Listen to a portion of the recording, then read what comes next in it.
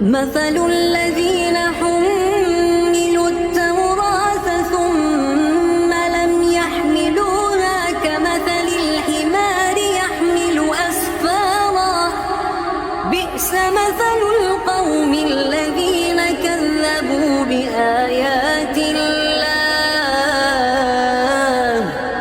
والله لا يهدي القوم الظالمين.